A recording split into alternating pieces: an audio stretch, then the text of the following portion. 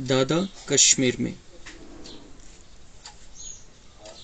तर आपण बघितलं की बाबांचा परिवार ज्ञानामध्ये यायला लागला, मग सगळे आसपासचे यायला लागले, त्यांचे नातेवाईक यायला सुरुवात झाली आणि मग बाबा थोडं एकांतासाठी काश्मीर मध्ये गेले. इस प्रकार कईयों के जीवन में परिवर्तन लाने के बाद दादा एकांत के लिए कश्मीर में चले गए. यह बात जुलाई 1936 की है. अपने लौकिक परिवार को भी वे साथ में ले गए. त्यांचा परिवार पण त्यांच्यासोबत. जुलै 1936 मध्ये. जब बाबा कश्मीर में थे तो उनके कुछ मित्र संबंधी तथा अन्य माताएं कन्याएं जिनमें आत्म जागृति आई थी बाबा के उसी पुराने मकान में आते रहे. बाबा आणि त्यांचा परिवार काश्मीर मध्ये आणि त्यांच्या घरामध्ये ज्यांना तो अनुभव येत होता, आला होता आधी, ते सगळे तसंच त्यांचं त्या घरामध्ये येणं चालू होतं. तो वो उसी पुराने मकान में आते रहे और आपस में ज्ञान वार्तालाप भी करते रहे. जे त्यांना आतापर्यंत मिळालं होतं त्याची चर्चा ते त्या घरामध्ये करायची. वे बाबा के साथ पत्र व्यवहार भी करते रहे. पत्रांच्या द्वारे बाबा संपर्कात होते त्यांच्या. उनमें से ध्यानी, किकनी, रुक्मिणी, गोपी और राधे के नाम विशेष तौर पर उल्लेखनीय है. या सगळ्या यायच्या तिथं. अब बाबा उनको कश्मीर से पत्रों के रूप में ज्ञान का अमूल्य खजाना भेजते रहते थे. बाबा उनको कश्मीर से पत्रों के रूप में ज्ञान का अमूल्य खजाना भेजते रहते. पत्रामध्ये त्यांना जे जे अनुभूती होत होती, ज्ञानाचं जे जे त्यांना थोडी क्लॅरिटी येत होती, तर ब्रह्माबाबा पत्रांच्या द्वारे त्यांना लिहून पाठवायचे. बाबा एक दिन एक माता के नाम पत्र भेजते तो दूसरे दिन दूसरी के नाम. जिसके नाम पर पत्र आता था वह बहुत ही हर्षित होती थी और दूसरों को भी यह पत्र सुना सुना कर अति इंद्रिय सुख देती थी.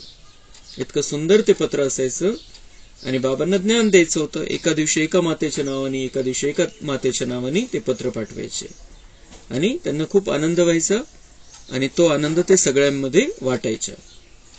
ऐकवायच्या बाबांनी काय लिहिलं आज. वह उस पत्र को विशेष तौर पर अपने नाम आया समझकर उसे एक अनमोल निधि मानती थी और उसमें लिखित शिक्षाओं को अपने जीवन में अपनाने का भरसक प्रयत्न करती. बाबा जे त्यांना समजून सांगायचे, जे मार्गदर्शन करायचे, त्यामध्ये हे डायरेक्ट मुरली नव्हती. बाबा मार्गदर्शन करायचे. जे जे बाबांना थोडं थोडं क्लिअर होत चाललेलं होतं त्यानुसार बाबा या पत्रामध्ये त्यांना लिहून पाठवायचे त्या मातांना. हे सगळं हा सुरुवातीचा काळ. तर ते ज्यांना यायचं पत्र त्या खूप त्याला एक महत्वपूर्ण आपल्या जीवनाचा खजाना मानायला लागले आणि त्याला जीवनामध्ये आणायचा प्रयत्न करायला लागले. उस समय उस वाणी या ज्ञान पत्र को सत्संग की हर एक बहन अपने पास कॉपी में नोट करती रहती थी और उनको पढ़कर आनंद का अनुभव करती रहती थी. उन सभी को उस समय गोपियों जैसा सुख अपने जीवन में प्राप्त होता था. कभी ज्ञान की मुरली की याद, कभी प्रेम के आंसू, इस प्रकार भिन्न भिन्न प्रकार से निराले अनुभव होने लगे. ऐसी अवस्था में उनको सांसारिक पदार्थों का सुख तुच्छ महसूस होने लगा और उनका नया जीवन शुरू हुआ. सबको ऐसा महसूस होता था जैसे कि वे निराली मस्ती में झूम रही है.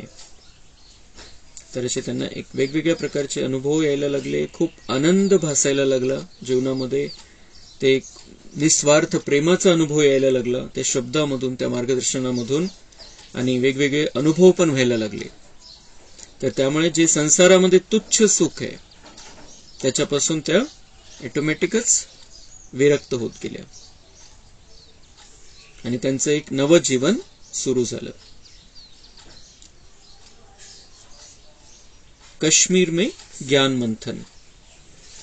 कश्मीर में दादा एकांत में ईश्वरीय चिंतन में लवलीन रहते थे. वे कुछ समय ज्ञान युक्त पत्र लिखने में व्यतीत करते और कुछ समय वहां साथ रहे हुए संबंधियों को ईश्वरीय ज्ञान देते थे. एकांतामध्ये ईश्वरीय चिंतनामध्ये बाबा असायचे आणि त्या चिंतनामधून त्यांना ज्या प्रेरणा मिळायच्या त्या आधाराने ते तिथं जे त्यांच्या सोबत आहे त्यांना ज्ञान द्यायचे आणि काही वेळ पत्र लिहिण्यामध्ये. तो अतः उनकी धारणा भी अब अधिकाधिक ऊंची उठ रही थी. ज्ञान आणि ईश्वरीय ध्यान तेच त्यांचं जीवन आता तिथे झालं होतं आणि त्यामुळे मग त्यांच्या धारणा अजून वरच्या लेवलला पोहोचायला लागल्या होत्या. वहां ज्ञान लाभ के बारे में ब्रह्मा कुमारी निर्मल शांता जी, जिनकी कहानी अपन मागच्या वेळेला ऐकली, जो दादा की लौकिक पुत्री, उन्होंने लिखा है तिथला अनुभव. मैं कश्मीर में बाबा के साथ गई थी. वहां भी बाबा हमें ज्ञान सुनाते थे. उसे सुनकर मैंने निर्णय किया कि अब तो मुझे प्रभु की सच्ची गोपी बनना है और अपने जीवन को पवित्र बनाकर विश्व के कल्याण के लिए कार्य करना है. तर हे ईश्वरीय कार्यामध्ये समर्पित होण्याचं त्यांचं नक्की झालं काश्मीरमध्ये गेल्यानंतर. निर्मल शांत दादी कि मुझे अब प्रभु की सच्ची गोपी बनना है और अपने जीवन को पवित्र बनाकर विश्व के कल्याण के लिए कार्य करना है. 3 डिसिजन त्यांनी घेतले की मुझे प्रभु की सच्ची गोपी बनना है, आपलं जीवन पवित्र बनवायचंय, पवित्र राहायचंय आणि विश्वाच्या कल्याणाचं कार्य करायचंय. दिनोदिन मुझ में ज्ञान की मस्ती बढ़ती जाती थी. अब मेरी बुद्धि में ज्ञान ही समाया हुआ था. एक दिन की बात है कि मैं घर से बाहर कहीं जा रही थी. त्यांच्या बुद्धीमध्ये ज्ञानच चालायचं आता कंटिन्यू. एक दिन की बात है कि मैं घर से बाहर कहीं जा रही थी कि वहां कश्मीर में आए हुए हमारे एक परिचित व्यक्ति जिनका नाम रिझुमल था ने मुझसे एक पहाड़ी का रास्ता पूछा. त्यांच्या ओळखीचे कोणी तिथे काश्मीरमध्ये आले होते आणि त्यांनी निर्मल शांत दादींना एका पहाडीचा रस्ता विचारला. तर त्यांना ज्ञानाचा नशा होता. निर्मल शांत दादींना ज्ञानाचा नशा चढलेला होता आता त्या दिवसांमध्ये. तो मैंने ज्ञान की खुमारी में उनसे कहा, आप पहाड़ी का रास्ता पूछते हो या परम धाम का? मेरी ऐसी बातें सुनकर उन्हें बहुत ही आश्चर्य हुआ और उस दिन से लेकर वे भी हमारे यहाँ ज्ञान सुनने के लिए आने लगे. ते भाषा, ते शब्द, ते वेगळे शब्द जे कधी ऐकले नव्हते आणि अशा प्रश्नाला असं उत्तर, तर त्यामुळे त्यांना उत्सुकता निर्माण झाली आणि ते पण जे तिथे सहज फिरायला गेले होते काश्मीरला ते पण तेव्हापासून ज्ञानामध्ये यायला लागले. तर आपण जितकं नशेमध्ये आत्मविश्वासाने कोणाला सांगू तर त्याचा परिणाम चांगला होऊ शकतो. उन्हीं दिनों में बाबा के साथ अमरनाथ भी गई थी. अमरनाथला पण निर्मल शांत दादी त्यावेळेला मग काश्मीर मधून अमरनाथला पण गेल्या. हम लोग घोड़ों पर सवार थे. हम रास्ते में ही थे कि बहुत बड़ा तूफान आया. बहुत से लोग तो रास्ते में ही लौटकर वापस चले गए थे, परंतु बाबा नहीं रुके. उन्होंने कहा कि हमें अपनी मंजिल पर जाना है. खूप मोठं वादळ आलं पण बाबांचं नक्की होतं की मला पोहोचायचं मंजिलवरती. तर ते थांबले नाही. बाकीचे लोक निघून गेले मागे. मैंने देखा कि बाबा की प्रतिज्ञा हमेशा दृढ़ हुआ करती थी. त्यांनी एकदा ठरवलं की ठरवलं. मग एकदा निर्णय घेताना एक विचार करून घ्यायचा, एकदा निर्णय घेतल्यावर मागे हटत नव्हते. वे बहुत साहसी थे और मार्ग की कठिनाइयों से कभी न घबराते थे. आखिर हम वहां पहुंचे। हालांकि उस दिन बाबा बहुत साधारण वेशभूषा में थे, तो भी पुजारी लोगों ने बाबा को देखकर समझा कि वे कोई राजा है। पोहोचले अमरनाथला, तिथं शिवलिंगाच्या तिथले पुजारी, त्यांनी बिलकुल साधारण होतं बाबांचे कपडे, पण तरी त्यांची जी स्थिती होती, जे चेहऱ्यावरती तेज होतं, तर त्यांना असं वाटलं की कोणीतरी राजा आहे, कोणीतरी राजा आलेला आहे इथं दर्शनासाठी। बाबांनी त्यांना विचारला प्रश्न।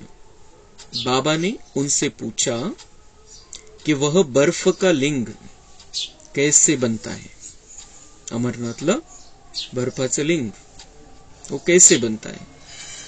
पहले तो वे यह भेद बताने में आनाकानी करने लगे, परंतु उन्होंने दादा को कोई राजा समझकर आखिर सब भेद बता ही दिए थे। काय सांगितलं ते क्लिअर नाही केलं निर्मल शांता दादींनी, पण त्यांनी सगळं रहस्य सांगितलं की बर्फाचं लिंग बनवलं जातं, ऑटोमॅटिक उत्पन्न होत नाही। ते कारण कशामुळे सांगितलं त्यांनी ते रहस्य, की हे त्यांचं एक बिलकुल एक प्रभावी व्यक्तिमत्व, ते बिलकुल असं वाटत होतं की राजाच आहे कोणीतरी, मग काय लपवायचं तरी, म्हणून त्यांनी ते खरं खरं सांगितलं त्यांना। आणि म्हणून कधी कधी येतं बाबांच्या मुरलीमध्ये की बाबा का देखा हुआ है, कैसे बनाते क्या करते। हैदराबाद में सत्संग में दिनों दिन वृद्धि। बाबा तिकडे होते, इकडे हैदराबाद मध्ये काय चाललं होतं त्यावेळेला। दादा की अनुपस्थिति में उनके ही मकान में अपने आप ही सत्संग की स्थापना हो गई। बाबा तिकडे असताना इकडे हा सत्संग सुरू झाला। असं काही एकदम क्लिअर नव्हतं की काय होणार आहे, काय चाललेलं आहे, पण सत्संग सुरू होऊन गेला, इकडे सत्संगाची स्थापना झाली। म्हणजेच या गोष्टीवरून आपल्याला हे क्लिअर होतं की हे शिवबाबांचं कार्य आहे। ब्रह्माबाबा तिकडे असताना त्यांच्या घरामध्ये सत्संगाची स्थापना होऊन गेली। उनके मित्र संबंधी और आने वाले कुछ नर नारी इस ज्ञान से इतने प्रभावित हो गए थे कि उनके द्वारा घर घर में इस सत्संग की महिमा की आवाज पहुंच गई थी। शहर के लोगों ने देखा कि इस सत्संग में जो कोई भी आता है उसके जीवन में विशेष परिवर्तन आ जाता है। कारण हे सगळी ईश्वराची सगळं चाललेला होता तो कार्यक्रम, शिवबाबांचा कार्यक्रम चाललेला होता, आणि त्यामुळे मग त्यांच्या जे तिथे जात होते त्यांच्या स्थितीमध्ये परिवर्तन व्हायला लागलं होतं। वह अशुद्ध खान पान को, जो यहाँ आता है उसके जीवन में विशेष परिवर्तन आ जाता है। वह अशुद्ध खान पान को छोड़ देता है और उसकी अन्य बहुत सी गंदी आदतें भी मिट जाती हैं। हे डायरेक्ट प्रॅक्टिकल परिणाम बाकीच्यांना पण जाणवायला लागला होता की यांच्यामध्ये असं बदल होतो जे इथं जात आहे। जो माताएं घर में पहले झगड़ा करती थी, अब वे शांतिपूर्ण व्यवहार करने लगी थी। म्हणजे हे केव्हा, जेव्हा ब्रह्मा बाबा तिथं नव्हते, तो ये भगवान का जादू हो रहा था सब पर, ईश्वरीय जादू। लोगों ने यह भी सुना था कि यहाँ साक्षात्कार भी सहज ही होता है, इसलिए लोग इस सत्संग की ओर आकृष्ट थे। सहज तिथे गेले की कोणालाही साक्षात्कार होऊन जायचा, आणि तिथे येण्यासाठी साक्षात्कार व्हायला लागले होते। तर शिवबाबांनी हे अशा प्रकारे हे स्थापन केलं आहे। अतः दिनों दिन सत्संग में आने वालों की संख्या बढ़ने लगी। अब लगभग 300 माताएं, कन्याएं तथा भाई प्रतिदिन आने लगे। वहां प्रोग्राम यह चलता था कि दादा कश्मीर से जो ज्ञान युक्त गीत बनाकर भेजते थे, पहले तो सभी मिलजुल कर वे गीत गाते थे। फिर दादाजी के ज्ञान पत्र जिस माता के नाम आए होते थे, वह उनमें समाये हुए ज्ञान को बुद्धि में धारण करके आत्मा के स्वरूप में टिककर उस ज्ञान के आधार पर इतना सुंदर भाषण किया करती थी कि सुनने वाले लोग चकित हो उठते थे कि उसमें ज्ञान की ऐसी ऊंची बातें बोलने की इतनी शक्ति कहां से आ गई, इतना ज्ञान इसने कैसे सुनाया। अवश्य ही कोई ईश्वरीय शक्ति है जो ऐसी अबला नारियों को ज्ञान बल देकर इतना योग्य बना रही है. तर असा कार्यक्रम सुरू झाला. बाबा गीत बनवून पाठवायचे, गीत गायचे सगळे मिळून, आणि मग ज्या मातेच्या नावाने ज्ञानपत्र यायचं ती माता त्या ज्ञानपत्राला सगळ्यांना ऐकवायची. कोणत्या स्थितीमध्ये? त्याला बुद्धीमध्ये धारण करून आत्मस्वरूप मध्ये टिकून. म्हणजे अजून तो कोर्स सुरू झालेला नाही, आत्मा परमात्म्याचा तशा प्रकारचा एकदम पूर्ण परिचय सगळ्यांना नाही, पण तरी सुद्धा त्या आत्मिक स्थितीमध्ये टिकून खूप सुंदर असं भाषण करायला लागलं. ज्या कधी बोलू शकत नव्हत्या, बिलकुल क्लॅरिटी असं प्रकारचं ज्ञान त्यांना कोणत्याही दृष्टिकोनातून बघितलं तर त्यांना असं ज्ञान नव्हतं, पण त्या खूप चांगल्या प्रकारे ज्ञानावरती भाषण करायला लागल्या. आणि त्यामुळे असं जाणवायला लागलं सगळ्यांना की काहीतरी इथं ईश्वरीय शक्ती है. शुरू से ही ज्ञान का कलश कन्याओं माताओं के सिर पर रखने से उनमें एक अलौकिक शक्ति आने लगी. तर हे बाबांनी ट्रस्ट बनवून कन्या मातांना निमित्त बनवलं, ती पुढची गोष्ट झाली. पण आधी तर शिवबाबांनी ब्रह्माच्या द्वारे हा कार्यक्रम सुरू केला की तिथं माता यायच्या, त्यांच्या नावाने पत्र लिहायचे आणि त्यांनी त्याच्यावरती भाषण करायचं. तर ज्ञानाचा कलश त्यांच्यावरती ठेवला बाबांनी, शिवबाबांनी अशा प्रकारे. आणि त्यामुळे त्यांच्यामध्ये एक अलौकिक शक्ती, कारण डायरेक्ट बाबांच्या द्वारे चाललं होतं. जो कल तक अपने जीवन से असंतुष्ट थी और बोलने में हिचकिचाती थी, आज वे निसंकोच ज्ञान गजगोर करती थी. 12-14 वर्ष की छोटी छोटी कुमारियां भी बहुत सुंदर भाषण विकारों को जीतने के विषय पर अथवा मन को तथा इंद्रियों को वश करने के विषय पर भाषण किया करती थी. उस सत्संग की यही विशेषता थी कि जब अशरीरी रूप में स्थित होकर वहां जाने वाले नर नारी ज्ञान सुनते थे तो वे शांतिधाम का तथा वैकुंठ का अनुभव करते थे. असे साक्षात्कार व्हायला लागले. माता कन्या इतक्या सुंदर रीतीने ज्ञान द्यायला लागल्या की विकारांना कसं जिंकायचंय, मनावरती कंट्रोल कसं ठेवायचंय, आणि मग त्यांना परमधामचा आणि सत्युगाचा साक्षात्कार व्हायला लागला. बिलकुल ज्ञानाची क्लॅरिटी नसताना सुद्धा. दादा जब कश्मीर से लौटे तो उन्होंने देखा कि सत्संग में आने वालों की संख्या में काफी वृद्धि हो गई है. कन्याएं, माताएं और पुरुष बहुत ही उमंग और उल्लास में ज्ञान अमृत पीकर अपना जीवन पवित्र और सुख शांति में बना रहे हैं. बहुत लोगों को तो घर बैठे ही दादा का साक्षात्कार हुआ था और उस अवस्था में अव्यक्त मूर्त प्रभु ने उनसे कहा था कि मैं अमुक स्थान पर आकर ईश्वरीय ज्ञान दे रहा हूं, आप वहां मेरे पास आओ. अनेकांना घर बसल्या साक्षात्कार झाले की मी या ठिकाणी ईश्वरीय ज्ञान देतोय आणि तुम्ही या ठिकाणी या, मी ज्ञान देतो इथं. तसं त्यामुळे ते संख्या अशी वाढायला लागली होती तिथली. ते सगळं प्रॅक्टिकल, आणि हे सगळे अनुभव दादी ऐकवतात की कसं कसं झालेलं होतं ते.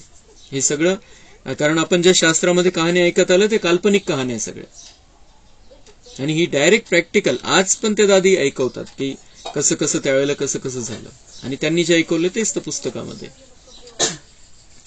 तो इस साक्षात्कार से पहले उन लोगों को दादा का या ओम मंडली का किसी तरह का कोई भी परिचय नहीं होता था. इसी साक्षात्कार के आधार पर वे ओम मंडली में आ पहुंचते थे.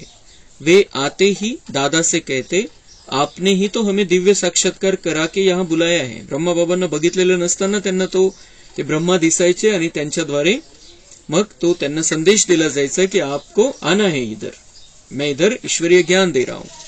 आणि तिथं आल्यानंतर ते दादांना बघून त्यांना आश्चर्य व्हायचं. दादा सोच में पड़ जाते. इन सभी बातों को देखकर दादा को अंत प्रेरणा हुई कि यह अव्यक्त एवं गुप्त परमपिता परमात्मा का कार्य चल रहा है. मग बाबांना बिलकुल क्लिअर झालं की हे त्याचं कार्य चाललेलं आहे, गुप्त परमात्म्याचं कार्य चाललेलं आहे. हे मी कसं साक्षात्कार करवेल, किंवा हे सगळं जे इतका विस्तार होत चाललेला आहे, इतके भाई बहिणी यायला लागलेले, मी तिकडे असताना हे सगळं चाललेलं आहे आणि साक्षात्कार होत आहे लोकांना.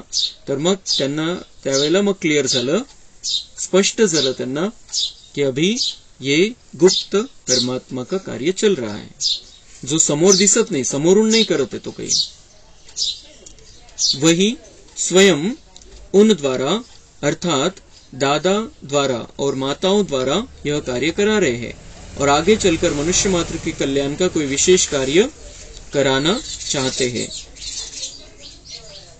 त्यांना क्लिअर झालं की हे मनुष्याच्या कल्याणाचं काहीतरी खूप मोठं कार्य परमेश्वराला करायचे माझ्याकडून. हम बताए हैं कि सत्संग में आने वाले कई भाई बहन ऐसे थे जिन्होंने दादाजी की अनुपस्थिति में आना शुरू किया था. अतः जब दादा कश्मीर से लौटे तो उन भाई बहनों ने दादा को पहली बार देखा. प्रथम मिलन में ही उन सभी को ऐसा अनुभव हुआ जैसे कि वे दादा के अलौकिक बच्चे अथवा बच्चियां हो. उन्होंने देखा कि बाबा का शरीर एक न्यारा शरीर है, वस्त्र बिल्कुल सफेद है, मस्तक ज्ञान सूर्य के प्रकाश से खूब चमक रहा है, नयन तेजोमय दिखाई दे रहे हैं जैसे कि उनसे ज्योति की किरणें निकल रही हो. बाबा की उपस्थिति से देखने वालों के मन पर शीतलता का प्रभाव पड़ रहा होता, मानो कि दादा के मन में और उनकी कर्मेंद्रियों में अथाह शीतलता हो. दादा के शरीर की बनावट ऐसी जैसे कि श्री नारायण साधारण रूप में खड़े हो. अन्य पुरुषों की तुलना में उनकी कांति ऐसी दिखाई देती जैसे कि सितारों के बीच चांद हो.